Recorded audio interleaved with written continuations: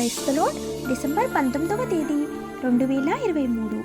ఈరోజు దేవుని వాక్యం. ఆయన వారికి అభయమును దయచేయును, కనుక వారు ఆధారము నొందుదురు. ఆయన వారి మార్గముల మీద తన దృష్టి నుంచును.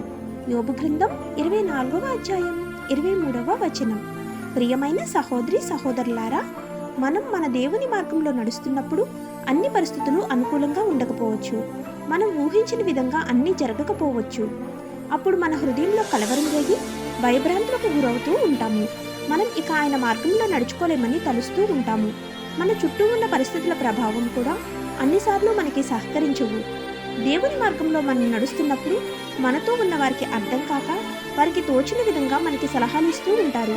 మనం నడిచే మార్గం వారికి అర్థం కాక మనల్ని నిందిస్తూ ఉంటారు. అప్పుడే మనం దేవుని మీద పూర్తిగా ఆధారపడగలం. దేవుడు మనల్ని చూస్తున్నాడని, మన మార్గం మీద ఆయన దృష్టి నిలిపి తన వెలుగు ప్రకాశింపజేస్తున్నాడని గ్రహించగలం.